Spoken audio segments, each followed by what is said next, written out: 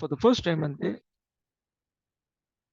the four Kumaras, when they actually go to the Vaikuntha planet, the beautiful description of the Vaikuntha Loka, and then they come across the doorkeepers, Jaya and Vijaya, and the confrontation actually causes the sages to curse the doorkeepers, and the Supreme Lord comes there and accepts that these doorkeepers have to be cursed.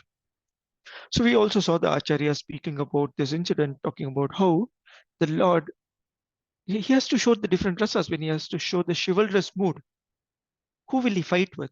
Who is there who actually wants to fight or qualified enough to fight with the Lord? So he has to himself create the situation, and that's how Jaya and Vijaya had to accept this position of being cursed. So we saw all this background we as we land to this particular chapter. So Mother Diti is pregnant, and it's caused a lot of trouble. So in the first half of this chapter, today we are going to see the second half. In the first half of this chapter, we saw there were inauspicious moments where in the around the time of when these children were born. And also we saw how these brothers were growing up, and everyone but the four Kumaras were actually fearful of the situation. So when Brahmaji explains, so if you look at the beginning of this chapter, let me start sharing. When Brahmaji actually places the reason and he tells you that, oh, you know what, this is, these are the doorkeepers of Lord Vishnu, then obviously when Brahmaji explained, they all returned to their respective planets freed from the fear. So they had come here thinking, okay, will the earth end? Will the universe come to an end? Are there reasons why there is so much darkness? We don't know, and we are not someone who can solve it. These are all the demigods that we're talking about. When Brahmaji explained, when they heard the name of Lord Vishnu, their fear reduced. This was the beginning of this chapter. So last class we saw how, you know, this eating, sleeping, mating, and defending, when we actually talk about this whole concept of defending, irrespective of which planetary system you are in within the universe, within this material world, there is certain amount of defending or fear that we are accustomed to, we actually go through. So what we will do is we will go to the 15th shloka and we will start the discussions there.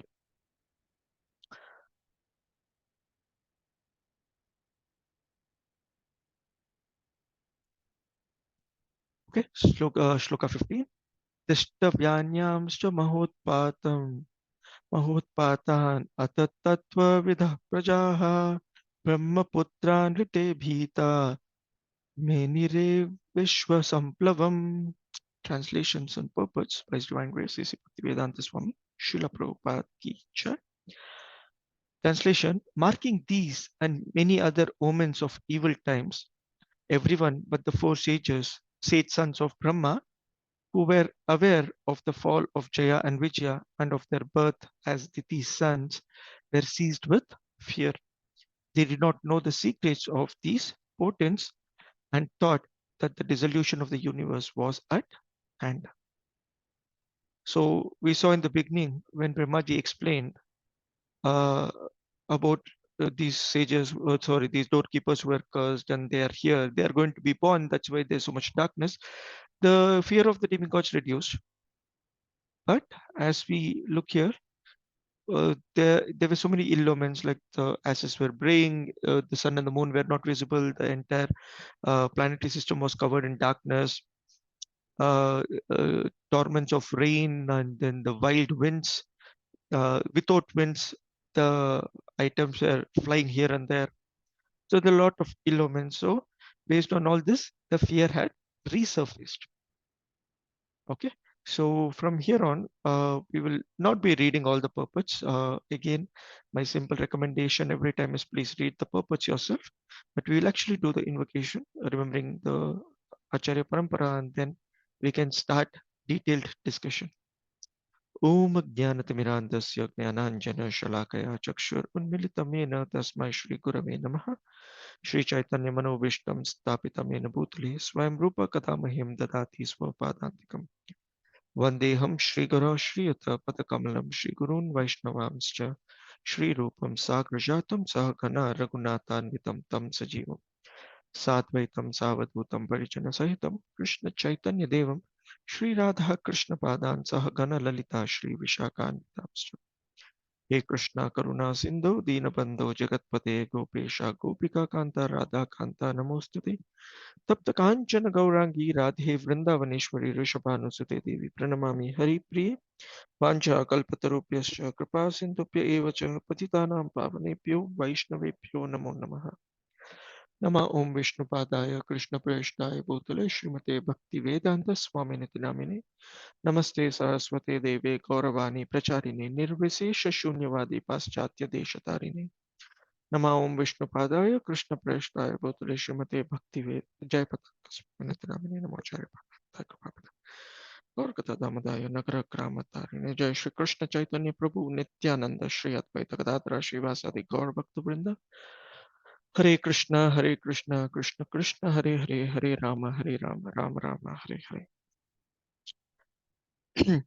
Okay, let's continue our discussion. So we have set the scene up, and here it's very interesting to see how people actually behave. One of the very important aspects of discussion from the shloka, we might have covered it in but last time, but we'll continue to hear about this. Actually, if you see the purport, Prabhupada actually uses this word called Garpadan Samskara, the rules and regulations of social life or Vedic culture.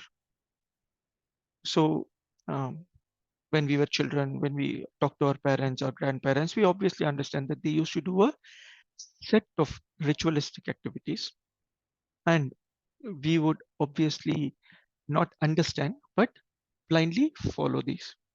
As time went by, when we started asking questions, probably in our generation, the obvious answer was you have to do it. They did not give us proper explanation, because of which, over a period of time, the culture itself is lost. People today, the future generations, the next generation that's coming in, they will not blindly follow. They need reasons, and if you do not have proper reasons, they will not actually take it up. And these activities, these samskaras, these rituals, so-called rituals, if we do not do them in the right way, right from the consumption of the baby all the way, from womb to tomb, like what we call it, then the quality of the soul that enters, the karma of the soul that enters into the womb might have very demoniac qualities.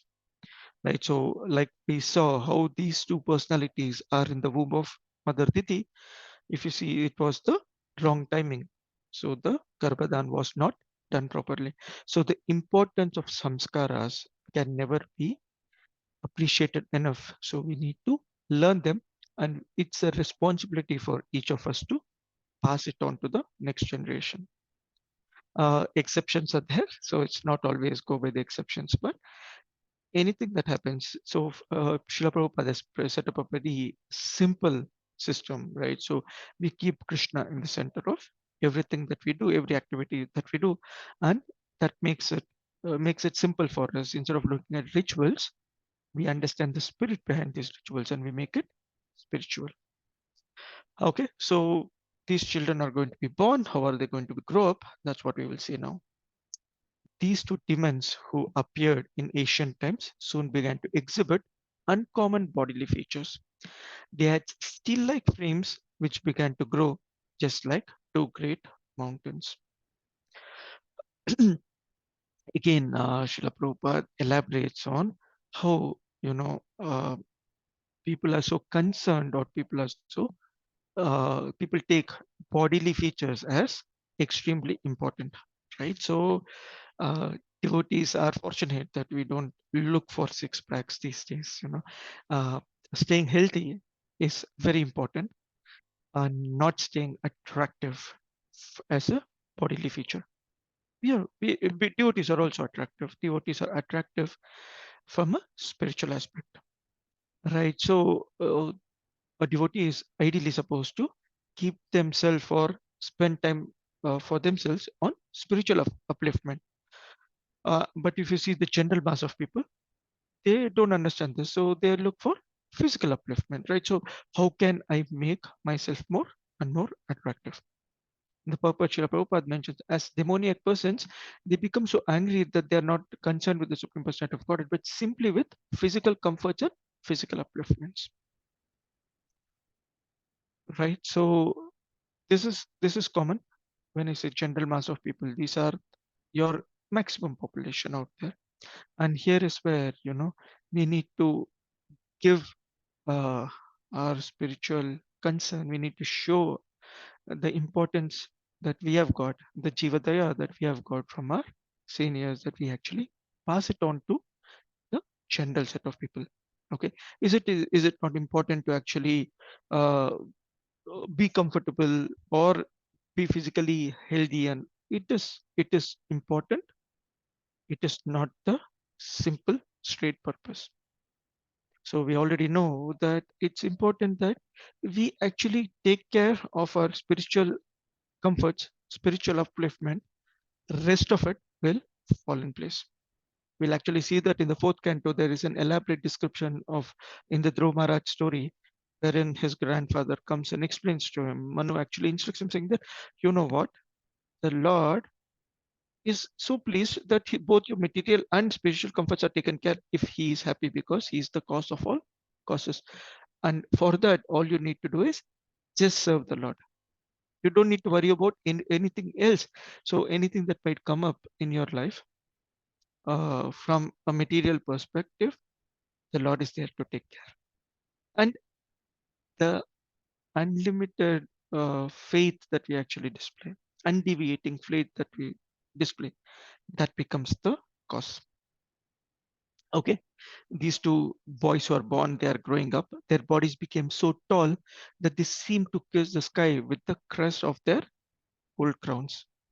They blocked the view of all directions, and while walking, shook the earth at every step. Their arms were adorned with brilliant bracelets, and they stood as if covering the sun with their face, which were bound with excellent and beautiful girdles. So these boys are growing up, and they are growing up. They're still looking wonderful, wonderful there.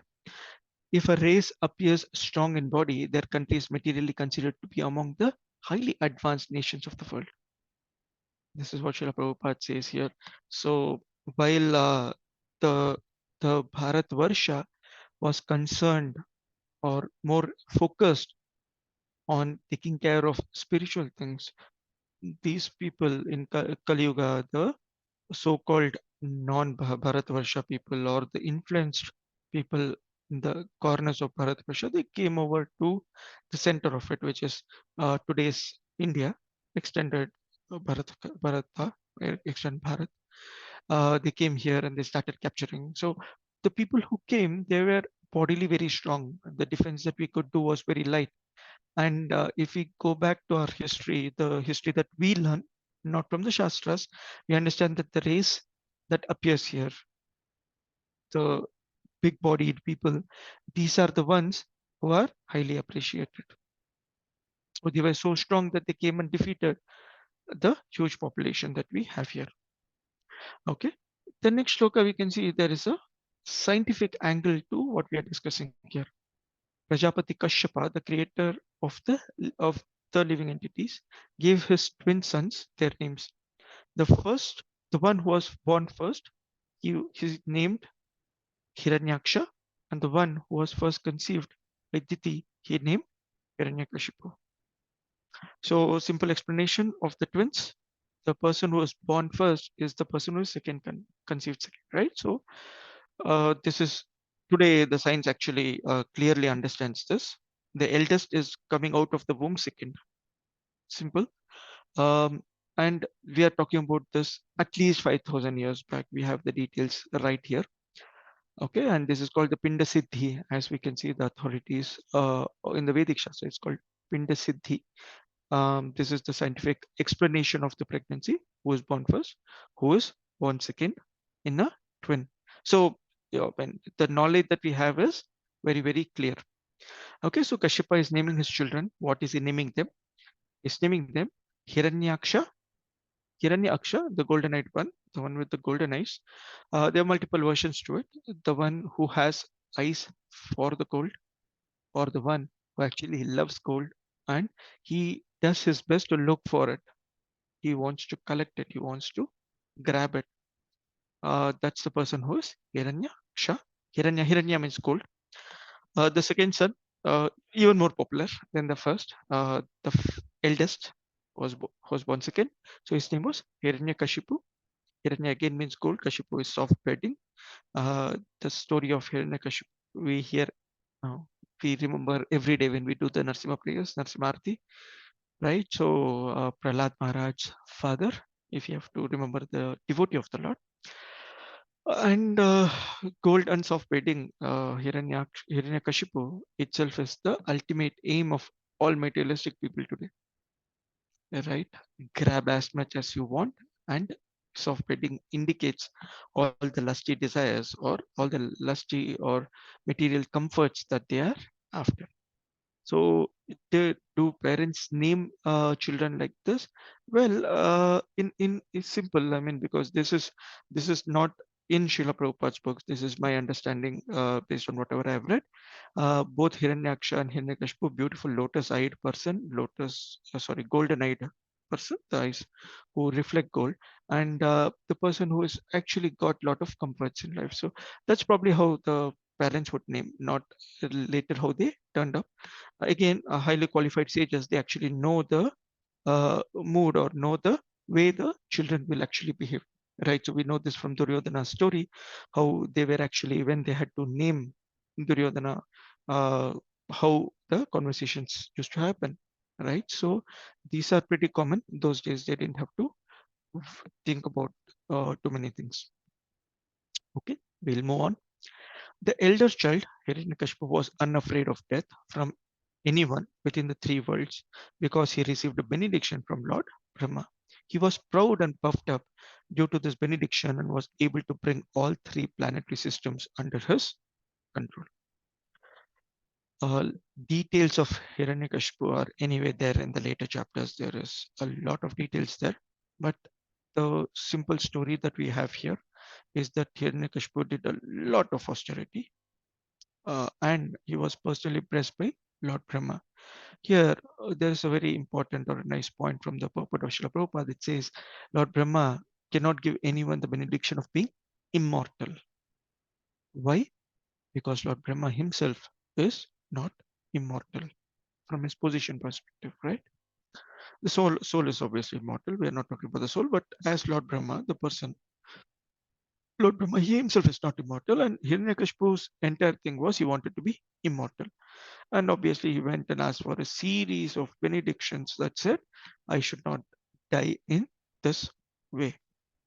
Like we know, right? Inside the house, outside the house, daytime, in the night, killed by a person, killed by an animal, killed by a demigod, whatever, whatever. So he had a long list of rules, rules before anyone could actually kill him.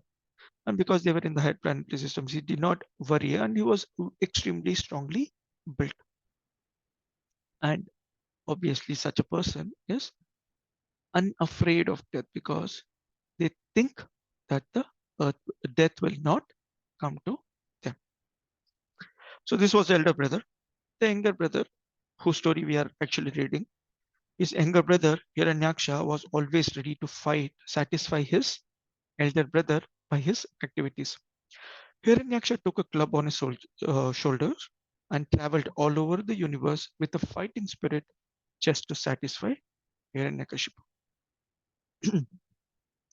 Firstly, the relationship between the elder and the younger. Why did we actually tell, oh, you know what, this person who came out second from the womb is the elder brother? Because the younger ones are pretty submissive to the elder ones, or they uh, work for the pleasure of the elder ones. So that's what Hiranyaksha is doing. Okay, so Hiranyaksha is, what is he doing here? He's carrying a club, a gada, on his shoulders, traveling all over the universe with a fighting spirit. Why does he want to fight? To satisfy his elder brother. We'll actually see more details of him. So Hiranyaksha's temper was difficult to control. He had anklets of gold tinkling about his feet. He was adorned with a gigantic garland, and he rested his huge mace on one of his shoulders. Right, so he's carrying the gada, very powerful, and he's doing things just for fun. He is going around troubling people just for fun. Um, there is a there's a very relevant story, if I have to call it a story, just a small piece of incident. Once Lord Indra was actually going around different places. He went to a very beautiful, very serene, very quiet ashrama. He saw a, a very saintly person there. A Brahmana was very peacefully reading or meditating, doing his own activities.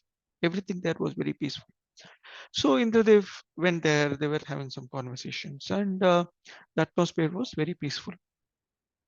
And in some time, Indradev wanted to actually use the restroom. He wanted to go, and so he took out his sword, right? So he belt his sword. He gave it to this Brahmana, saying, "Just hold to it. I'll come back in a few minutes." When when Indradev went, obviously, this Brahmana took out the sword. He looked, wow, this is nice. He takes it out from its place. So he looks, wow, it's so shiny. He says, people do like this, no, for fighting. Then he says, okay, what happens if I cut a small leaf, or another branch, another branch? Oh, it cuts the, you can chop off the tree. He didn't have a purpose. He just has a sword and he plays around, like how we also do. Now you get something in your hand. We can't keep our hands quiet, right? So we keep doing something. If you see little children, it's very common. Whatever you give to them, they keep doing something. And here Hiranyaksha is actually doing the same thing. He's got a gada, doesn't know what to do. So he's like fighting with people around. He's got that mentality. He doesn't have an enemy as such. Okay. So when Indradev comes back, he's like, "Ye kya kiya?" Right? So that's exactly what the demigods and others are feeling with Hiranyaksha going around. Arey, why did you do this? Why are you breaking things up? Why are you troubling people? Right? So what is it that we should understand in simple is, you know, empty minds. It's very difficult for us to control. But there's a very nice, interesting way to look at this whole thing. If I have to turn it around, we do this flicking of things, right? So if I have something in my hand, I see what that does. And during this entire book marathon month, we keep going. We at least during Vaikuntha Ekadashi, you put up stalls, you give out this Bhagavad Gita books to others, saying that, hey, you know what? Please read. If someone takes it and just out of curiosity, just don't know what to do with this sword, right? I'll try to cut a leaf. Arey, isme kya hai? They just open that book, open a page, open one purport of Srila Prabhupada, their life is transformed.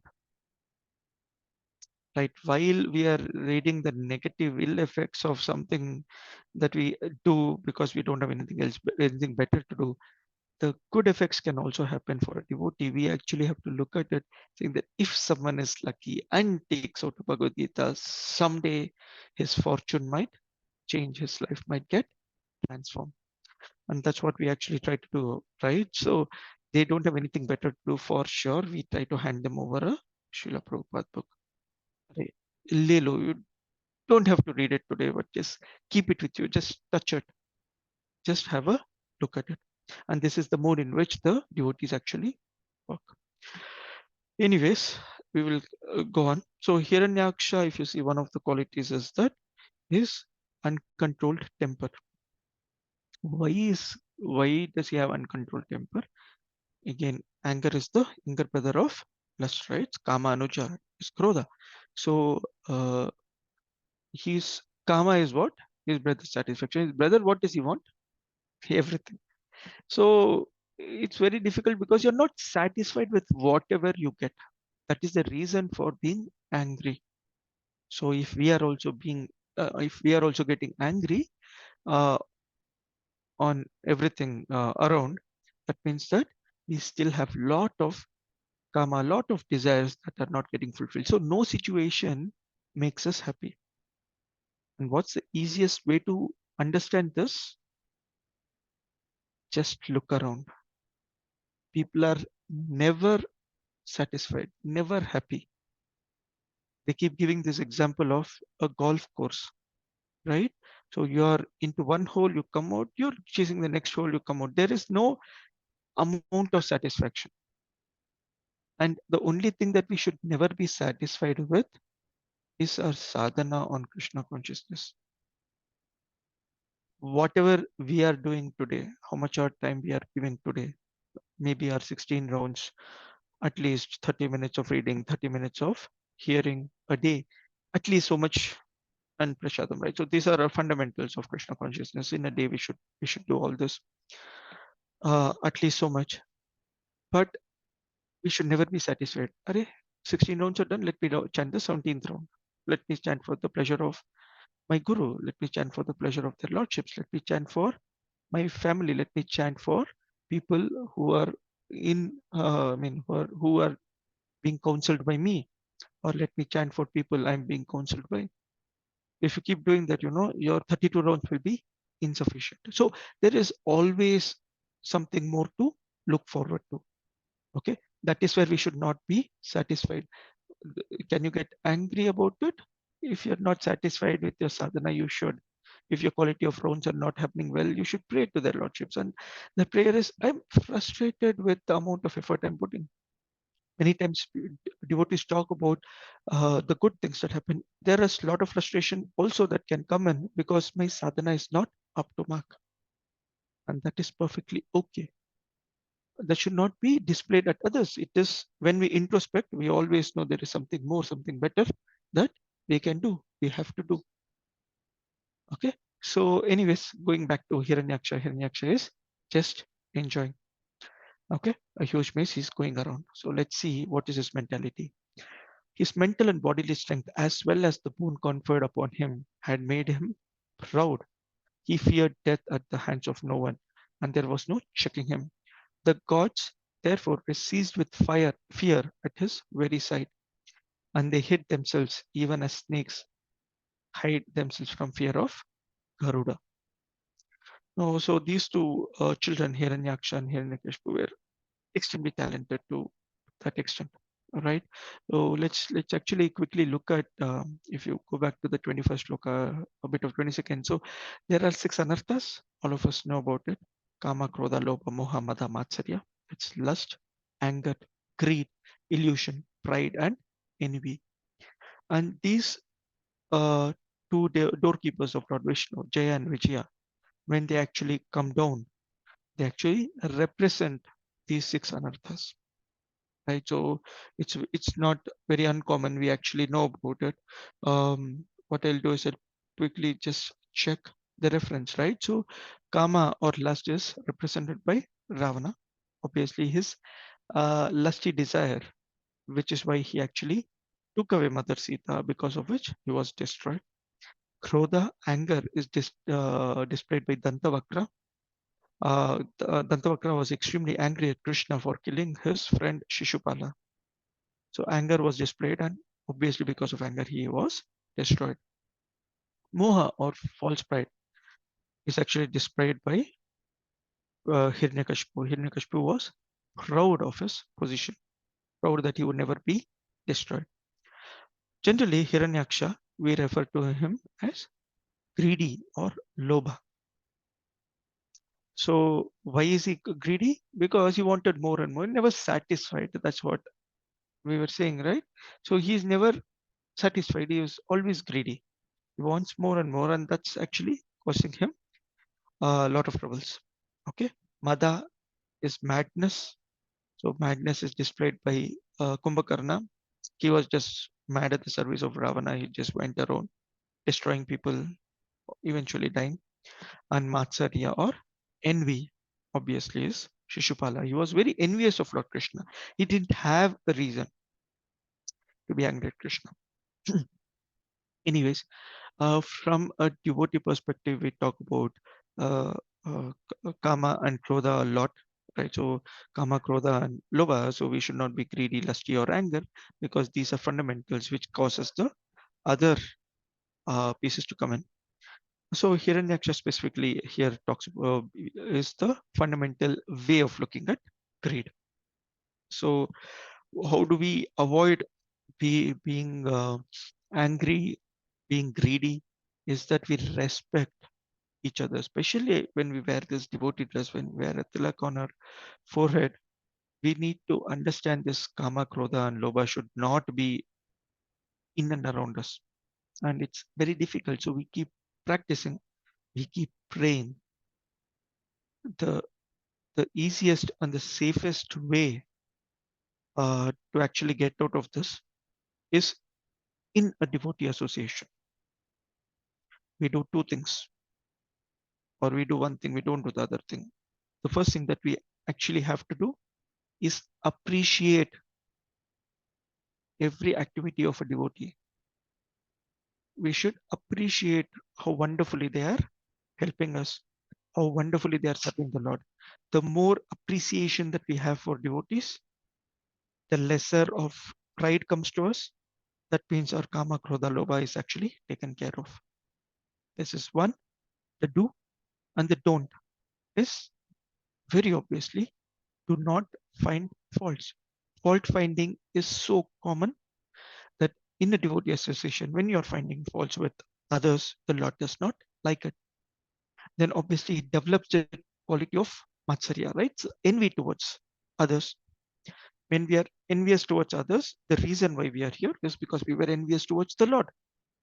What was our envy? We'll figure it out someday. Why did we want to enjoy with as the Lord? Why did you want to, or I wanted to become like the Lord?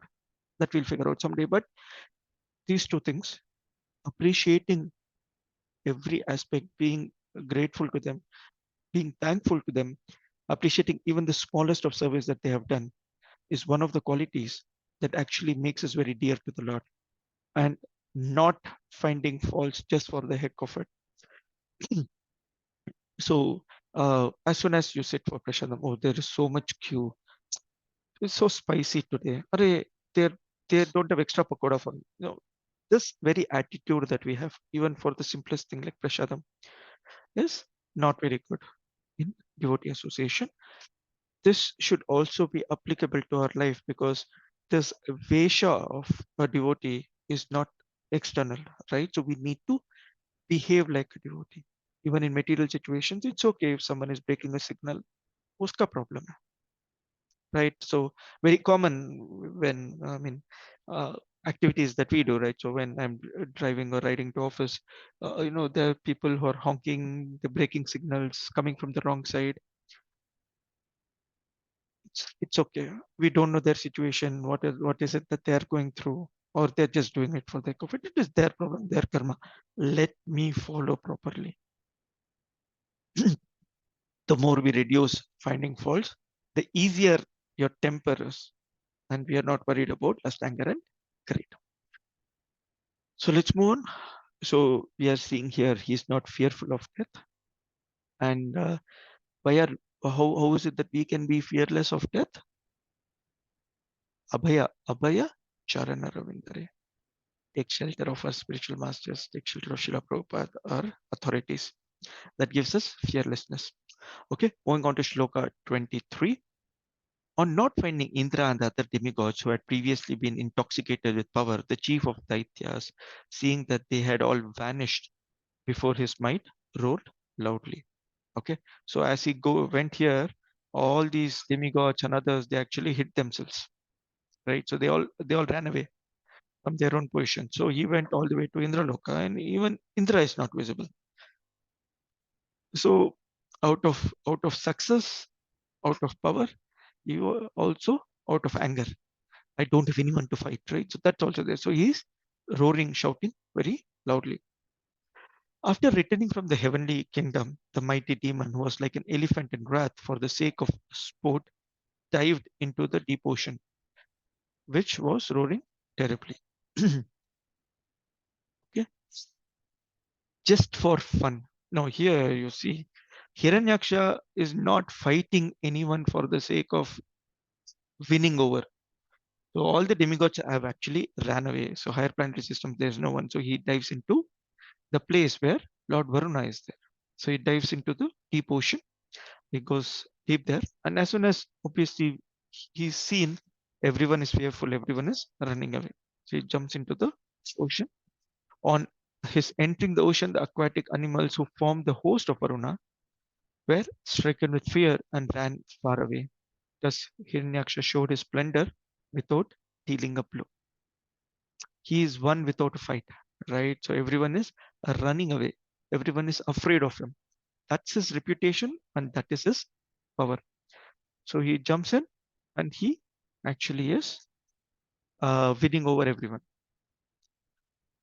The aquatic animals that are actually surrounding Varuna Dev actually are all running away. Okay, let's move on. Shloka 26.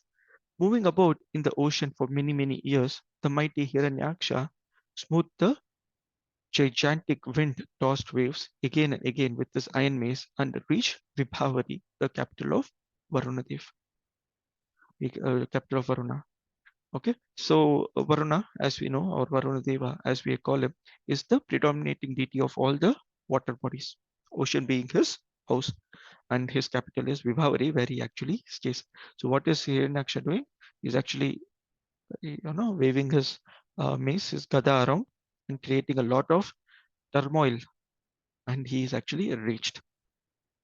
Okay, reached Vibhavari. Why does he want to go there? Vibhavari is the home of Varuna, lord of the aquatic creatures and guardian of the lower regions of the universe, where the demons generally reside. There, Hiranyaksha fell at Varuna's feet, just like a low-born man. And to make fun of him, he said with a smile, "Give me battle, O Supreme Lord."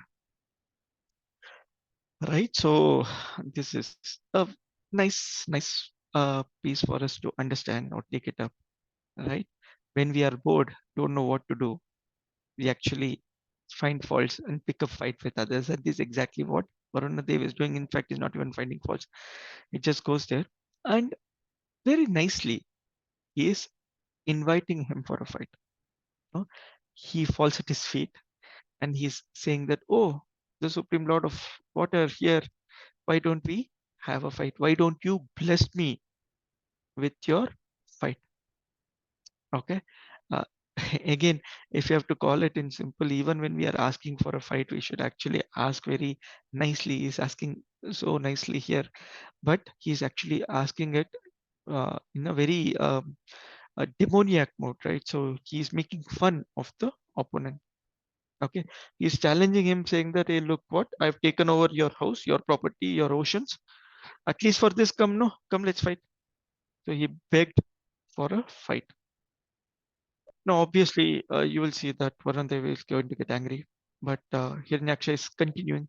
"You're the guardian of an entire sphere and the ruler of wide fame. Having crushed the might of arrogant and conceited warriors, and having conquered all the Daityas and Dhanavas in the world, you once performed a Rajasuya sacrifice to the Lord." He is telling, "I know your background story, my dear Varunadev. I know that you are very, very powerful. I know that you have conquered people in the past, and you also performed the Rajasuya Yajna. I know that you are a worthy opponent for me to have." Right? So this way of actually appreciating others decidefully is a demoniac quality. Okay, a few shlokas back, I told about these two qualities that we should have. For the first quality is appreciating others for whatever they have done. Okay. Now, there is a very important thing to understand here is that we are not appreciating others as just for the sake of having some fun. We are not appreciating others decidefully. We are not appreciating others. अरे कर देते हैं उसको, let's actually increase his pride. No, we should be genuine in the way we are doing it. A devotee is never actually diplomatic in that sense. Okay, we should genuinely feel appreciation for others. When we actually enter the temple, every bit of it, if you see, is something that we can appreciate. someone is cleaning the temple, someone is taking care of so much of crowd, someone is serving the prasadam. The deities are so beautifully dressed. The charnamrit, the tirtham, the prasadam, shatari, the tulsi, all this is offered so nicely by this pujari who is sitting in the altar. He's representing the Lord there, right? So he's actually representing the entire parampara when we go there. When we are attending a class, when we are attending a kirtan, be genuinely appreciative. That's a quality that we should learn. It's not making fun of the other person. Arey, your kirtan was so nice. You should be like, Michael Jackson or Madonna, I don't know, some wonderful singer, right? It's a wrong way to actually do that, because the kirtan, I mean the mantras that are the kirtaniyas who are actually singing these kirtans, they're glorifying the Lord. And when we are doing any service, we should also be careful that when people are looking at us, we should not be looking at, oh, okay, this person is got a nice comment, or this person is not having a nice comment. We are doing for the pleasure of the Lord. We are doing for the pleasure of the Guru and Gauranga. So you should do your services sincerely, not appreciating, not awaiting appreciation. Similarly, anyone who has helped you in your service or anyone who is doing service for the Lord, we should be genuinely appreciative of this person. Okay? If you are not genuine, then that is a quality of a demon. That's what we learn here. So two shlokas back, we learned we should appreciate. Here we are learning how we should appreciate as well. We should be very careful in how we deal with people. Okay, we should not mock them. That's the next shloka. Just mocked by an enemy whose vanity knew no bounds, the worshipful lord of the waters waxed angry. But by dint of his reason, he managed to curb the anger that had sprung up in him. And he replied, "O dear one, we have now desisted from warfare, having grown too old for combat." An intelligent person knows where to fight, right? So once, you obviously remember, once an elephant was coming out of a water body. It's a taken bath. It's coming out of a water body. There is a little pig that's standing there in the gutter, and it's challenging the elephant. Tu aja, let's fight. The elephant looks at this pig and say, "No, no, you're better. I will not come and fight with you." "Arey, you're such a huge animal. Why don't you fight with me?" He's like, "No, no, you're better." The elephant could have just taken the pig and tossed it out, but it doesn't want to. It's not about showing your power. Right here, Varun Dev is doing the same thing. He's angry because he knows that the person who's come here, who's falling at his feet and appreciating him, saying that, "Oh, you know what? You have defeated so many people. You've done the Rajaswaya Yagna. You are so powerful. Come, let's fight." Saying, "No, thank you." So he's saying that I'm too old to fight. Okay. He knows that Hiranyaksha, with all its power, with all his power, is not going to um, he's not going to let me win. Obviously, I'm going to get defeated, and there's no point in fighting. Don't fight a losing battle. The only battle, I mean, as devotees, right? So many times, if when someone is inviting us for any kind of a challenge, we immediately jump to it. It can be material or spiritual. We jump to it. Arey, I will, I will defeat you in this. We should jump to it only if it's in the service of the Lord. Even there, we are very, very careful. Right. So we learn from our acharyas, right? So Rupa Goswami, when there was a person who came in a challenging mood, uh, actually a very qualified person, he came in a very challenging mood to Rupa Goswami, said that, "I've heard you're the most intelligent person in Vrindavan, most qualified person in Vrindavan. Let's have a debate." And Rupa Goswami said, "Please forgive me. You are very qualified. I do not have anything to do to fight with you."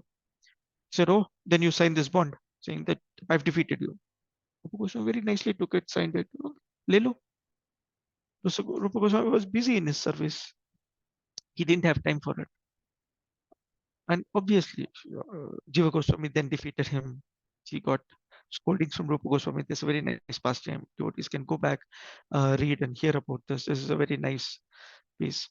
And how that piece continues, how Sanatana Goswami actually instructs Rupa Goswami and how he actually took care of Jiva Goswami. So that piece goes on very nicely. But here the takeaway is how Rupa Goswami acts, saying that, "Arey, this battle makes no sense for me. Let me not jump into it." And what is the typical battle that we have day in, day out? Maya Devi saying, "Tum aa jao. Come, you can defeat this. Download this video game. You can defeat this. Invest in this stock market. Apply in this company, that company. You know, look for pleasure everywhere. This will give you pleasure. This will give you pleasure. This will give you pleasure. You keep jumping around, right? And Maya Devi is inviting you at every place. A devotee is very tolerant, right? So devotee is very stable, and he should learn how he can just look around, look at the eyes of Maya Devi and say, "I'm very sorry. Please forgive me. Accept my defeat. It's okay to be defeated and without a fight in certain cases. It's okay." We typically see when we go on the roads, right? So can have an argument with an auto wala. Like I said, when I go to office, invariably someone is overtaking on the wrong side, someone is overspeeding, honking, and the moment you turn around them and say that, "Why are you doing it?" It's going to cause a lot of fight. It's okay. Let go. Your pride is going to be hurt. 2, 3 times your pride will be hurt. And the fourth time, the fifth time, the humility develops. You're fine. You just smile and give way to that person. You just go on. And trust me, it's very easy to say, very difficult to follow. Absolutely very difficult to follow. I'm just saying from what the Shastras or Acharyas, what the senior Vaishnavas are teaching, it's very difficult to follow. 2 times, 3 times, then you get angry. Angry at someone or the other. Wrong side mein aa raha hai. There are times that I just take my car, my bike, park it right in front of the person who's coming on the wrong side. Kuch bhi kar le, I'm not moving. You want to get down and fight, I'm ready for the fight. Automatically comes. Then you reach office and you're like, why did I have to do it? I don't even know that person. I don't know why he came on the wrong side. I blocking him doesn't solve any purpose. Is he going to change tomorrow? I might as well have just given him a Bhagavad Gita. It would have transformed his life. What change will I expect? Right? So no, I've done this. I'm saying that it's not easy because I know it's something that I've tried. But what is the learning? The next time there's another person who comes on the wrong side, like ignore, just keep going. Should we always ignore situations? If you're not in control of the situation, if you're not responsible to solve the situation, yes, keep ignoring, keep moving on. If you have a responsibility, if you're in a position of responsibility, like it could be your own children, it could be someone that you are counseling and so on, then it is your responsibility to tell them, to teach them. And anger never teaches. Clearly, with angry, you cannot teach others. You're only going to frustrate yourself more and more. And that person is going to get distant from you more and more. Right? If someone that we are taking care of in your Bhakti Viksha groups comes back and says that, you know what, I'm not able to do it. Arey, Buddho, kya? Why did you do this? Or why did you not do this? Right? We should never do that because that's not going to please them. They're never, I mean, you're going to distance yourself from them. Right? So it's okay. Someone will fall down. They'll, you'll have to help them, hold them up, get them up, back on their feet, get them running. And why am I saying this?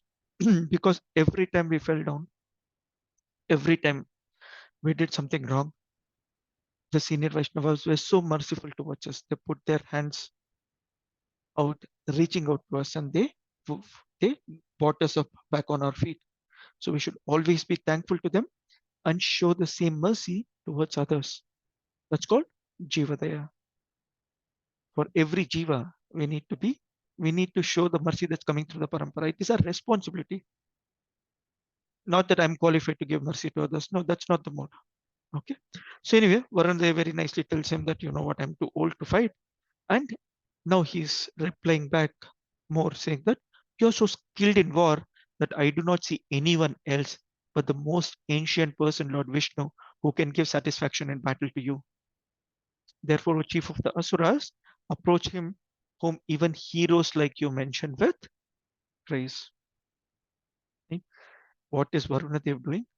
Very nicely, he's hurting the ego of Hiranyaksha. Right? So he's saying, you know what, you're extremely skilled, obviously. You are very talented, and none of us can actually fight you. There's only one person who can fight you, that is Swayam Lord Vishnu. Okay, he can. You're looking for satisfaction in this battle, right? You're going around saying that, come fight with me, come fight with me, because there's no one who's able to fight with you and give you the satisfaction that you need. Why don't you ask this to Lord Vishnu? And he also mentions that, you know, even people like you who are extremely proud of everything that you have, even you will appreciate that hero. So you might be the most qualified villain. Why don't you take your panga with the right person? Let right person who is the hero. So Varundev continued, on reaching him, you will be rid of your pride at once and will lie down on the field of battle, surrounded by dogs for eternal sleep. It is in order to exterminate wicked fellows like you and to show his grace to the virtuous that he assumes his various incarnations like Varaha. Till now, the mention of Varahadev had not come in. Even though the story of Varahadev has already happened, the incarnation of Thor is actually told by Varunadev the first time, that the Lord will come as Varaha. And what is he telling? I know you have a lot of pride. If your pride has to be killed, your body is supposed to be thrown out to the dogs and the vultures, then go reach out to this person. So he's not telling just go to Lord Vishnu. He's telling him that meet your death in the form of Lord Vishnu. So this is basically the quality of asuras, right? So they're waiting for an opportunity. And the quality of a devotee here that's exhibited by Varun Dev is glorifying the Lord in any situation. So he is no fearful of Hiranyaksha. He is not satisfied with whatever he's got to see, right? So with all this background, he is not happy that Hiranyaksha is here. Despite all this, he appreciates the Supreme Lord. Given an opportunity, I actually appreciate the Supreme Personality of God. He does that very nicely. And after he does that, he's telling, go and fight on your own. So there are a couple of nice takeaways that we saw through our conversation today, right? So this chapter is titled Victory of Hiranyaksha over all the directions of the universe. So right from when he was born, so he went to the higher planetary systems, he won there. He goes to the lower planetary systems, he reaches the bottom of the oceans, he's winning there as well. So there's no one in the Brahmanda who is actually capable of fighting with him. In fact, how is his victory? Did he fight people? Did he win the demigods? Did he win over someone? No.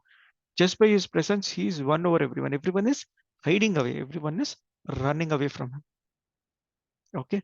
And many times, if you see all the different big nations, all the big personalities, they want this kind of position where they are the supreme in control. And the chapter ends by saying that, hey, you might be wonderful, but why don't you actually meet the Supreme Lord, the Supreme Person who will actually tell you how you should be treated. Okay. This pride that we get after every situation that we do. Okay. Everything success, every success that we have in life, there is a certain amount of pride that we actually get. Okay. And pride and humility don't go together, right? So every time we are proud, we are not going to be humble. Okay. But when we develop this quality of humility, when we actually develop the quality of appreciating others, when we develop the quality of saying that, you know what, I did not do it. It is with the mercy of the Lord, mercy of the Acharyas that something like this actually happened, something like this very nicely happened. Then our ego comes down, our pride comes down, our humility goes up. That means we become reciprocative to the instructions that we are hearing. Okay, so we can get instructions from all directions, from seniors, from juniors. There is some takeaway from each person that we interact with when we interact in the spiritual association, the association of devotees. We should also understand that this interaction that we have something to learn. Similarly, we should behave in such a way that the other person also learns some qualities from you. It is not going to be one way, right? So that when we talk about association, it's always give and take. We give association, we also take association. When we take association, we are learning. When we give association, we are very careful that we are passing on the right message, right kind of details. Okay, with this, we have kind of wrapped up the chapter. Um, thus ends the Bhaktivedanta purpose of the third canto, 17th chapter of Srimad Bhagavatam, entitled Victory of Hiranyaksha over all the directions of the universe. So Hiranyaksha is in this wonderful position, and obviously he spoke about the rasa of chivalry, the virya rasa that the Lord wanted to exhibit. The Lord wanted to fight with someone, and so that's what we'll actually see in the coming chapter. We'll actually see the battle between Varahadev and Hiranyaksha. So now the typically, like people say in the movies, right? So the hero is more glorified when he has a capable villain to fight with, to defeat, right? To fight with can be anything. So to defeat. And similarly here, the very chapter is meant to glorify the villain, saying that, you know what, you have such a capable villain who's going to die in the hands of the hero who's going to come on top of him, right? The more capable is your villain, the stronger is your victory or the praise of your victory. Okay, so we'll see that in the coming week. So please continue to attend. Okay, I'll stop here. Open for any questions, any comments. Anyone wants to add anything, please feel free.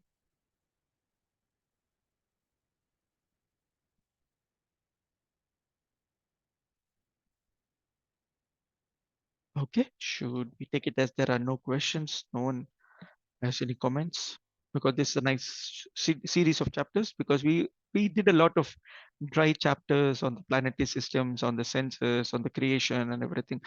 Now the pastimes have started with Varahadev, so it's very nice, very sweet pastimes. Even these stories, we know these stories, but reading from Srimad Bhagavatam is very nice. So if there are no questions, then I will stop here with the request saying that there is no way we can do justice to Srila Prabhupada's purports. So please go back, spend some time. Today we did only about 15 shlokas because the chapter is small.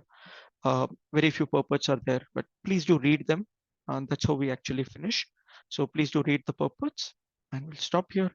Granth Raj Srimad Bhagavatam ki jai, Srila Prabhupada ki jai. Hari Hari. Hare Krishna, Dandavat Pranam Prabhuji. Krishna Mataji. Hare Krishna, Dandavat Pranam Prabhu. Hare Krishna Prabhuji. Thank you, Prabhuji. Dandavat Pranam. Hare Krishna Sanatana Prabhu. Hare Krishna. Dhanuprama Nukul Prabhu. Hare Krishna Prabhu. Hare Krishna Prabhu, Dandavat Pranam.